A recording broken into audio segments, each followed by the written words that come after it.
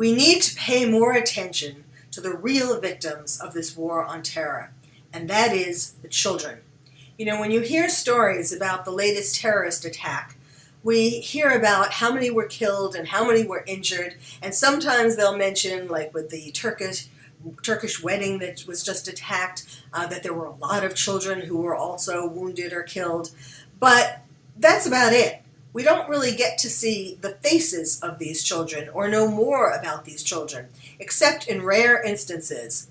And one of these instances was the Aleppo boy who was sitting in the ambulance. So I'm going to talk to you about 3 different kinds of children who are wounded physically and or psychologically in this war on terror. So first of all, there is the Aleppo boy. That vision of him sitting all alone in this stark ambulance is something that we're not going to forget. It's not so much that he was physically wounded. They bandaged him, and in the end, they actually sent him home that day. But it was looking in his eyes, his blank stares, his shock, his life had just been blown up.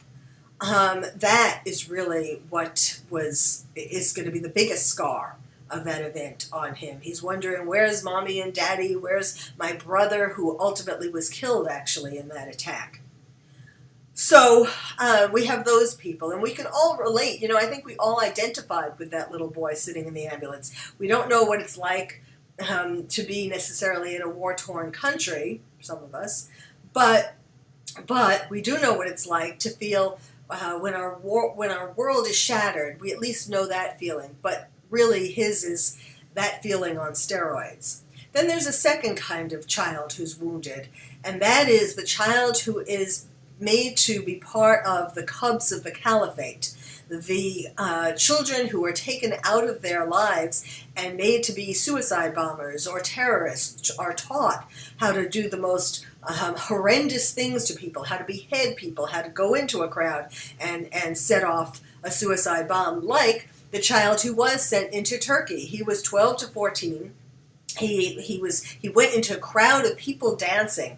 I mean, do you know the kind of brainwashing that it takes to take a little innocent child who loves life or is supposed to love life? I mean, obviously they're living in very bad conditions, but still, until their mind gets warped by the terrorists, you know, they know love for mommy and daddy and family. And so it's the terrorists have been taking more and more children into their camps. You know, we send our kids to camp to learn arts and crafts and horseback riding. They send their kids to camp to become martyrs. And that is really sick and sad.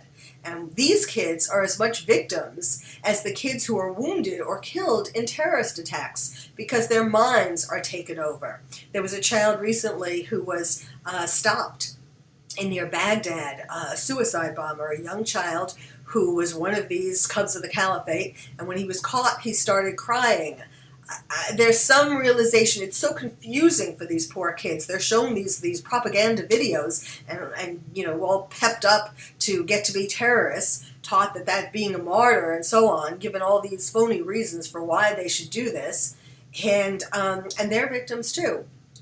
And then the third type of children who can be wounded unless we protect them. Those are our children. Those are the children who walk into the living room when the television is on and they see pictures of a terrorist attack, or they see a picture of the little boy in the ambulance from Aleppo, and they say, "Mommy, Daddy, what's that?"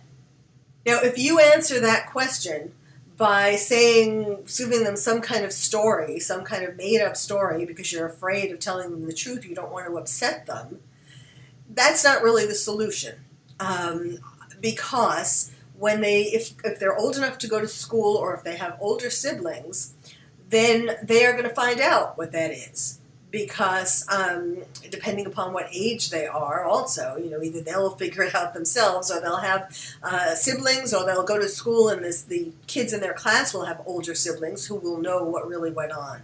And so then it makes it worse for them, because not only is the world outside their home scary at that point, but their world inside their home is scary, because now they can't trust what you're saying, what you're telling them. And that makes it even more scary, scarier than the war on terror.